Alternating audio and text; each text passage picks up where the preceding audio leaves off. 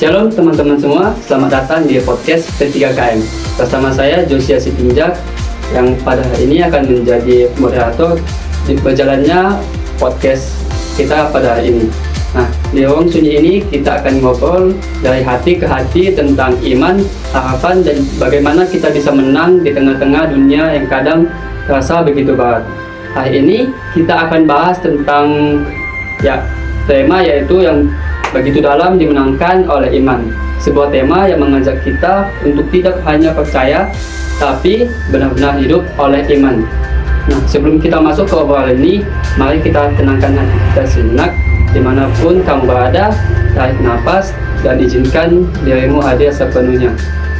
Nah, dalam satu ayat Alkitab yaitu 1 Yohanes 5 ayat 4 tertulis, sebab semua yang lahir dari Allah mengalahkan dunia, dan inilah kemenangan yang mengalahkan dunia dengan iman kita. Nah, teman-teman, hidup tidak selalu mudah. Kadang kita kalah oleh pikiran sendiri dan komentar orang lain.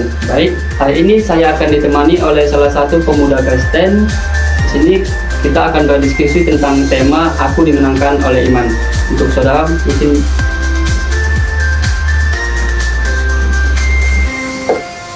halo Bang, mungkin boleh perkenalkan diri terlebih dahulu. Baik, mungkin pertama saya mau ucapkan terima kasih untuk moderator yang mungkin sudah mengundang saya untuk berdiskusi mengenai tema Aku Dimenangkan oleh Iman ya. Jadi sebelum kita berdiskusi, aku mau mengenalin diri dulu. Kenalin, aku Gideon Samosir.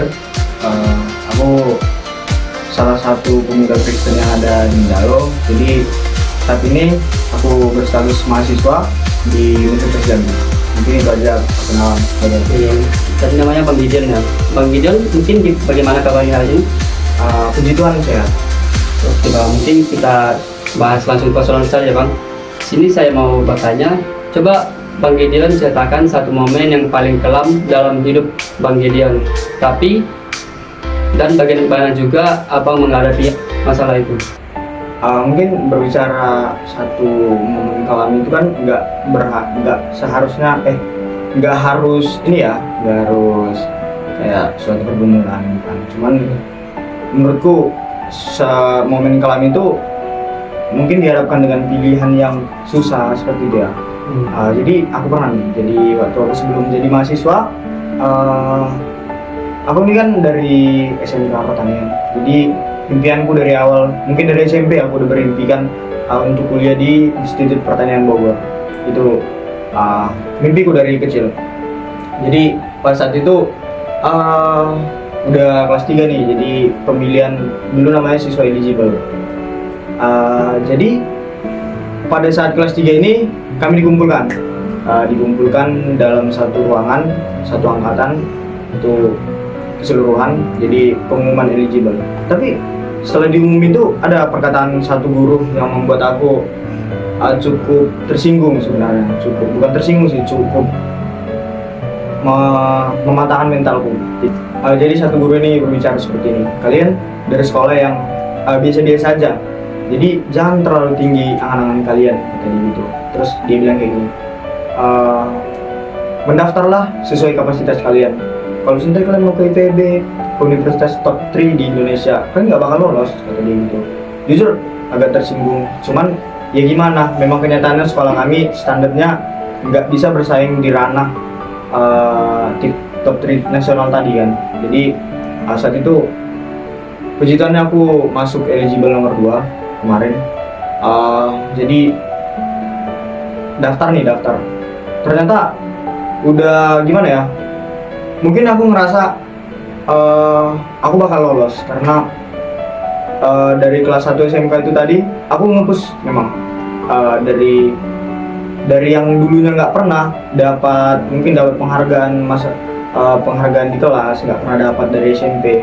Di SMK ini memang berubah drastis gitu. Jadi mungkin udah ngerasa aku bakal bisa nih gitu. Aku nggak pernah berdoa apa segala macam, nggak pernah. Bahkan aku cuma ngandalin usahaku 3 tahun kebelakangan itu bakal lulus di Universitas Jambi, seperti itu. Jadi setelah itu daftar nih di tanggal pendaftaran, terus pengumuman, aku udah percaya diri. Ternyata emang nggak lolos. Itu satu alasannya karena sekolah kami di blacklist dari universitas tersebut gitu. Jadi di situ aku ngerasa down kali, kayak aku udah malas ujian, udah aku nggak kuliah aja. Cuman di satu sisi kalau aku kerja, aku bakal nge-stuck di satu jabatan gitu. Jadi aku mikir kayak gitu. Jujur pilihan itu agak susah kemarin. Pilihan yang pertama aku kuliah, cuman harus ujian dan itu belum pasti kayak gitu. Terus di pilihan kedua aku kerja, cuman aku masa depanku nggak mau di situ aja stuck. Aku orangnya yang memang udah mendalami satu pekerjaan, ya udah itu aja terus. Aku orangnya kayak gitu. Jadi kalau mau naik atau nge-stuck di satu jabatan itu, aku nggak bakal gerak lagi di jabatan tersebut. Gitu prinsipku. Jadi lanjut, pas udah aku memutusin aku bakal ujian gini, mau masuk universitas ini gitu. Jadi puji Tuhannya kemarin aku ujiannya lolos di ini. Cuman aku juga coba satu beasiswa dan itu lolos. Cuman bedanya beda gelar. Di sini kan sarjana. Tapi di lulus beasiswa ini hanya animadia gelarnya, bukan sarjana. Jadi jujur aku di situ cukup bingung. Sampai banyak orang yang kutanya aku mau masuk mana ya. Satu sisi aku masuk sini untuk perekonomian orang tuaku saat itu memang lagi ngedown karena adikku masuk ke SMA, terus aku baru masuk, pastinya kan biayanya cukup banyak. Terus UKT ku juga UKT yang bisa dibilang tertinggi gitu, di golongan 8 gitu. Terus jujur aku bingung di posisi itu mau milih lanjut beasiswa atau ini tadi. Kalau aku mau lanjut beasiswa, otomatis aku cuman bergelar AMD pertanian, AMD pertanian. Cuman itu tadi mungkin aku tanya ke orang dari semua keluarga, aku tanya, mereka cuma jawab gini, itu balik lagi ke kau. Jadi aku nggak punya jawaban. Terakhir gini, aku berdoa, aku seminggu berdoa, memang nggak tahu karena memang bingung. Terus tiba-tiba kayak gimana ya, memang betul doa itu nggak selalu jawabannya hasilnya gitu, nggak langsung kayak hasil pure kau langsung kayak gini. Ternyata ditunjukin dari jalan yang berbeda. Jadi saat itu lagi di kampung juga posisinya, kami ke rumah pendeta. Terus pendeta bilang kayak gini, nggak tahu tiba-tiba pembahasannya ke perkuliahan kan. Pertama kan pembahasannya masalah ini perlombaan CCI gitu kan. Jadi dia bahas kayak ini, jadi kan kamu kuliahnya di mana? Terus aku ceritain nih masalah 2 pilihan tadi. Terus bilang itu nggak ada bilang apa-apa, cuman dia bilang kayak gini, pilihan terbaikmu nanti bakal jadi jembatan buat kau sukses. Jadi mana yang menurut hatimu baik untukmu, itu bakal yang buat kau menjembati itu kesuksesan itu tadi gitu. Mungkin itu tadi berarti memang nggak selamanya saran orang itu gimana ya bilangnya. Ternyata tempat curhat terbaik itu ya doa tadi. Melalui doa kita bisa komunikasi. Cuman jawabannya nggak langsung ini kau harus kesini, nggak kayak gitu. Cuman ada jawaban lain kayak gitu. Mungkin itu aja kalau masalah hidup momen yang kelam kayak gitu. Wah, masa lalu yang sangat kelam ya Bang, Abang alami selama di persekolahan menuju ke perkuliahan ini. Nah, dalam Abang mengalami masalah ini, apa yang membuat Abang tetap bertahan dan saat semuanya terasa runtuh? Untuk hal itu pastinya kalau contohnya kita berbicara tetap bertahan, pertama doa tadi. Mungkin kalau aku nggak berdoa, kalau ketika ada pergumulan aku nggak berdoa, apapun yang kulakukan aku nggak berdoa, pasti nggak ada sampai sekarang kayak gitu. Pastinya doa tadi yang menguatkan kita bisa bertahan sampai sekarang. Yang kedua mungkin beberapa nasihat yang bisa buat aku tetap di jalan yang Tuhan berikan kayak gitu. Jadi beberapa motivasi dari orang tua, dari teman-teman, dan mungkin dari orang yang nggak kita kenal memberikan kita motivasi itu jadi jembatan penyemangat kita kayak gitu. Jadi kalau berbicara tentang aku tetap bertahan di saat ini, balik lagi masalah kondisinya, kayak kalau contohnya apalagi berdoa, baca firman, bahkan nyanyi rohani kayak gitu. Terus yang kedua mungkin ke personal orangnya gitu. Jadi mungkin kalau aku nyerah, aku bakal mikir gini, orang tua aku capek-capeknya sekolahin aku, masa aku nyerah? Mereka aja nggak nyerah buat sekolahin aku. Sama sih aku nanti sukses, mereka nggak dapat apa-apa dari kesuksesan, cuman kebanggaan aja gitu. Jadi aku ngerasa mereka lah satu-satunya support system terbaik sampai aku bisa bertahan sampai saat ini. Terus teman-teman yang ada di sekelilingku.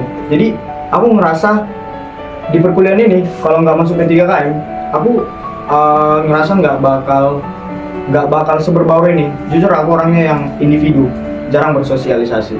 Cuman ketika aku masuk P3KM, banyak pelajaran yang aku dapat. Jadi itu salah satu yang buat aku semangat terus bertahan, tetap menjalani hidup kayak gitu. Itu aja sih. Baik, motivasi yang sangat baik ya dalam hidup Bang Gideon. Nah mungkin pertanyaan saya selanjutnya itu, pernah nggak merasa iman Bang Gideon itu goyah, dan gimana Bang Gideon itu membangun kembali kepercayaan Bang Gideon kepada Tuhan? Pernah kali, sumpah. Jadi saat itu di posisi ada permasalahan satu keluarga kayak gitu. Jadi aku ngerasa kayak memang jalan terakhirnya harus ini ya, gitu. Posisi aku lagi ngekos kemarin di SMK, di sekolah. Terus aku ngerasa kalau saat itu memang ngerasa gini, Tuhan ini kok diam, nggak, memang harus jalannya ini ya gitu, memang harus jalannya hal seburuk ini gitu. Jadi aku ngerasa terpuruk di situ. Jadi kayak ngelakuin hal-hal yang bodoh lah, aku bilang, kayak ngelakuin hal-hal negatif yang mungkin Tuhan nggak suka, aku lakuin semua. Jujur aku di situ ngerasa. Terus besoknya aku nggak tahu kenapa kayak ingat aja gitu, dari yang aku lakuin kemarin baik nggak ya gitu. Terus mikir, ternyata balik lagi Tuhan berikan aku kayak satu orang yang mungkin jarang datang ke tempatku. Cuman dia tiba-tiba besoknya hari itu datang. Pas aku mikir kayak gitu, dia bilang kayak gini, kau kok nampak pusing kali, aku baru datang, kau nggak suka ya kata gitu. Terus aku bilang enggak, aku bukan nggak suka, cuman aku lagi ada masalah soal keluarga, aku bilang kayak gitu. Terus dia bilang kayak gini, orangnya enggak, yang aku bilang nggak terlalu beriman lah dari perlakuan dia, yang mungkin bisa aku bilang orang yang cukup bandal. Dia bilang kayak gini, kau ngelakuin hal-hal bodoh seperti itu, emang semua masalah berubah? Kan enggak, dibilang dia gitu. Terus kau ngelakuin hal-hal negatif kayak gitu, emang pikiranmu hilang dari hal-hal yang kau alami hari ini, kemarin? Enggak kan? Jadi mending kau nyari kegiatan yang positif, mungkin olahraga. Memang dia nggak nyebutin kalau buat baca firman apa segala macam, cuman posisinya aku lagi malas olahraga apa segala macam, lagi malas untuk keluar. Jadi aku mikir gini, oh betul juga yang dibilang dia, emang kalau aku ngelakuin hal bodoh kayak gitu langsung terjawab semua masalah itu? Kan enggak, langsung punya jalan tengah, enggak. Jadi itu hanya memperburuk diriku sendiri, itu aku merasa kayak gitu. Jadi jalan terakhirnya ya aku berdoa lagi, pokoknya ketika aku punya masalah aku berdoa kayak gitu. Jadi dari berdoa terus sharing juga sama, kebetulan ibu kosku kemarin ada salah satu penonton di gereja, aku sharing sama dia masih saran banyak tentang firman Tuhan gitu. Itu aja sih kalau masalah pernah atau enggak ngerasa Tuhan enggak bantu aku, pernah ngerasa gitu. Cuman balik lagi, Tuhan itu ngebantu bukan langsung kasih solusi, cuman dari beberapa orang yang mungkin kita nggak expect buat dibantu dari mereka, ngerasa terbantu gitu dari Tuhan. Itu aja sih. Mungkin dalam Bang Gideon mempunyai masalah ini pastinya ada komunitas atau keluarga, dan juga Bang Gideon tadi mengucapkan juga kan pernah dekat kepada Tuhan, akan dekat kepada Tuhan dengan membacakan firman. Nah, yang menjadi pertanyaannya, apa peran komunitas dan keluarga dan juga firman Tuhan dalam abang berproses menyelesaikan masalah ini? Baik, mungkin pertama mungkin aku bilang masalah peran keluarga. Waktu aku mulai menjauh dari Tuhan, aku nggak sadar bahwa aku juga mulai menarik diri dari komunitas gitu. Aku nggak sadar kalau sebetulnya menarik dari keluarga. Kayak ketika aku punya masalah, aku marah-marah gitu mungkin sama orang yang berkomunikasi di keluarga, nggak terima apa yang mereka bilang gitu. Jadi mungkin peran mereka itu tadi, walaupun aku marah-marah, mereka nggak langsung kayak gimana ya, oh ya udah kamu marah-marah nggak bakal peduli lagi gitu. Ternyata nggak kayak gitu. Keluarga kan nggak harus orang tua segala macam, bahkan dari keluarga terdekat seperti adiknya bapak gitu. Terus ngerasa mereka punya peran penting lah dalam satu pergumulan. Ketika punya satu pergumulan, mereka ngasih saran, terus ngasih pandangan itu memang formalitas lah bagi beberapa orang yang kalau ngasih pandangan udah ku dengar aja, nggak harus ku terapkan. Cuman di posisiku sendiri, ketika aku lagi terpuruk dalam satu situasi, jujur pandangan itu mau dari siapapun, aku ngerasa itu penting kali. Jadi itu salah satu yang buat aku pulih dari beberapa proses, dari peran keluarga tadi, dari peran komunitas. Jujur dulu aku nggak sedekat ini sama Tuhan. Tapi ketika aku masuk kuliah, aku masuk beberapa organisasi Kristen, ternyata Tuhan sebaik itu. Ternyata Tuhan nggak semonoton itu cara Dia memberikan bantuan gitu, memberikan berkat sama kita. Enggak. Ternyata melalui komunitas juga beberapa berkat, bahkan semua berkat dari yang selama ini aku alami melalui komunitas yang tadi gitu. Mungkin dari ketiga KM banyak berkat yang aku dapatkan, dan pada saat itu aku pernah ngerasa mau keluar dari ketiga KM. Cuman entah kenapa balik lagi, seperti aku berdoa, jawaban itu dapat lagi dari beberapa orang yang mungkin buat aku bertahan sampai sekarang di P3KM. Jadi mereka gini, jadi aku mau keluar nih. Terus aku berbicara sama pimpinan tertinggi, mereka bilang kayak gini, pikir-pikir dulu, aku memang gak ngarang kau, cuman coba kau berdoa dulu, coba kau baca firman, sharing sama orang yang mungkin terdekatmu gitu. Jadi aku ngerasa kayak, ternyata P3KM ini nggak semembiarkan itu. Jadi aku diajak untuk pulih lagi, untuk berpelayanan gitu. Mungkin dari segi keluarga dan komunitas tadi itu aja yang bisa aku ceritakan. Oke, mungkin kalau seandainya nih Bang Gideon bisa ngomong kembali ke diri yang dulu, nah apa yang akan Bang Gideon sampaikan? Mungkin yang akan ku sampaikan ini, nggak semua lelah itu harus didiamin. Kau harus cerita sama orang yang mungkin kau anggap nggak bisa untuk dijadikan teman cerita. Cuman dari orang tersebut kau bakal dapat jawaban dari Tuhan. Karena Tuhan itu ngejawab bukan langsung hasilnya. Cuman beberapa proses yang mungkin kau belajar dari proses itu, bahwa semua orang yang mungkin kau nggak suka itu adalah jawaban dari doa-doa itu aja. Dan mungkin kalau aku sekarang bisa berbicara sama diriku sendiri di masa kelam, aku mau bilang kayak gini, bahwa jangan tanyakan 5 tambah 5 berapa, itu hasilnya pasti udah 10. Tapi tanyakan untuk mendapatkan hasil 10, berapa tambah berapa biar dapat 10.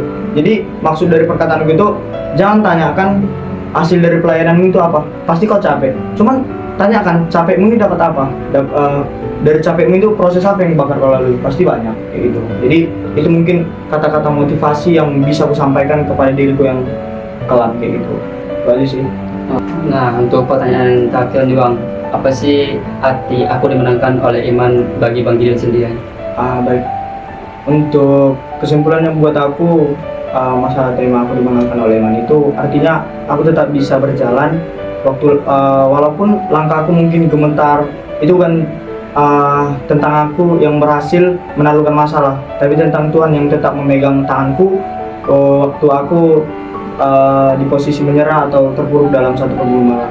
Iman itu bukan perasaan tinggi yang selalu menyala, tapi keputusan untuk tetap percaya meskipun belum lihat hasilnya. Dan dari itu aku banyak belajar bahwa kemenangan sejati bukan soal dunia melihat aku, tapi saat aku tetap berdiri karena aku tahu siapa yang telah memegang kendaliku.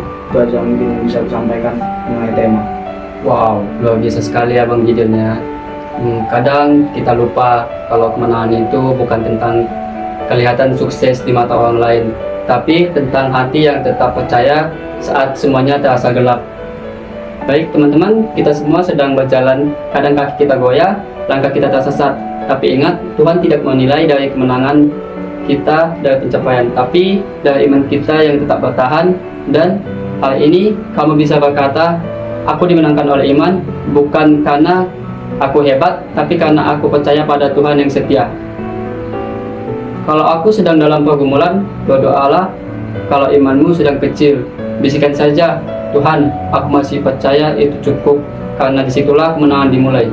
Nah, saya mengucapkan terima kasih kepada Bang Gideon atas sharing-sharing diskusi tentang masa gelapnya dan juga tentang aku dimenangkan oleh iman. Dan saya juga terima kasih sudah menyimak podcast ini. Jangan lupa, menang itu bukan berarti tidak pernah jatuh, tapi berarti selalu memilih bangkit karena percaya kepada Tuhan.